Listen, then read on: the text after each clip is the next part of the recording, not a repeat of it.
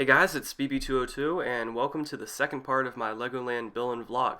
As I mentioned in the previous part, today we're going to be talking about some tips for going to Legoland, some recommendations, what I did at the Lego house, and also what I got from Legoland. So let's get into it. First tip for going to Legoland is eat food outside of the park if you can. The food in the park is okay. It's not that bad for theme park standards, but it is very, very expensive. Part of that might be due to the fact that Denmark is an expensive country, but I paid $30 for a hamburger the first night I was there, and obviously that's a little bit ridiculous, right? One thing I really did like was their dessert selection. Right here you're seeing this really, really cool ice cream that I had the first day I was there. It's got like 3 scoops of different flavors in it, plus some cotton candy stuff on top and a Kinder Egg. And I also got some chocolate Lego bricks second day I was there. Those were 10 kroner for each brick, and 6 kroner is $1 in American money. So you can see how that adds up, right? But there are a few good options outside of the park. One of them is Mama's Pizza. It's a few minutes away from the park.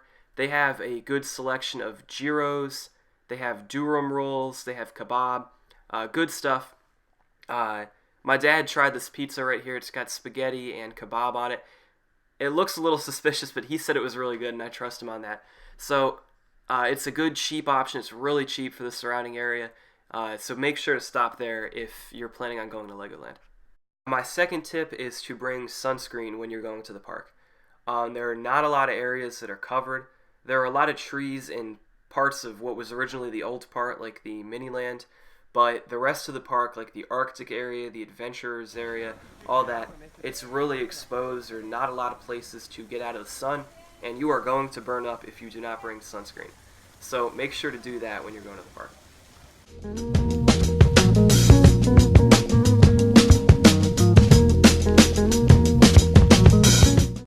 After I spent 2 days at Legoland, I decided to spend my third day at the Lego house, which is located right down the street from the park. The Lego house is a brand new thing that just opened a couple years ago, and it's not immediately obvious what it's supposed to be, but essentially it's about like the pure spirit of Lego, like building and creativity and imagination. And right in the middle of the building they've got a thing called the Tree of Creativity.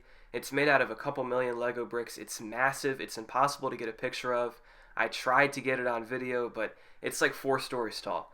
And basically each different room is themed to like a different aspect of Lego. Like there's one room where you just build stuff, and then there's a room that's interactive, and then there's a room with fan mocks, and the entire time they've got a lot of people roaming around that are official Lego employees and actually know something about the company. So there was a nice lady that set me up with a short conversation with a guy named Stuart Harris, who is the supervisor of the Lego house and contributed in designing the Tree of Creativity. And I had a good conversation with him about like the current state of Lego, how the Lego house came to be. I didn't get it on film because it didn't really seem like he wanted to be filmed, but he was a really great guy, and I had a nice conversation with him. And I'm going to be showing you later that I actually got 2 of his calling card sig figs, which he's got his email and his phone number on the back of a minifigure. I thought that was pretty cool. And in the basement of the Lego house, they've actually got an entire timeline of the history of Lego, including a few early staples such as the wooden duck and the town plan, and it goes chronologically until you get to the end where there's a giant gray brick that is filled with some of Lego's marquee sets over the years.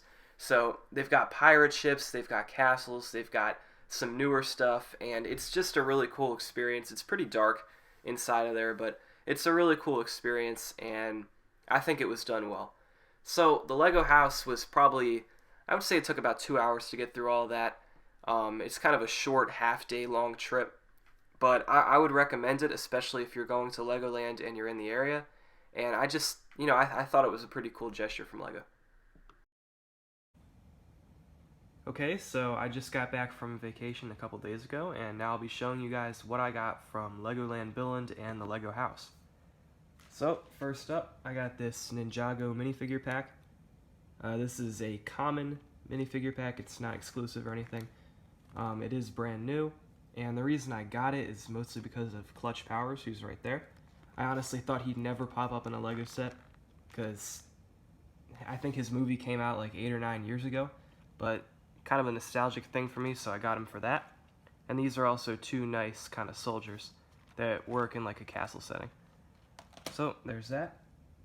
I also got this pack of 3 minifigures. I was originally just going to get one, but apparently you can't do that.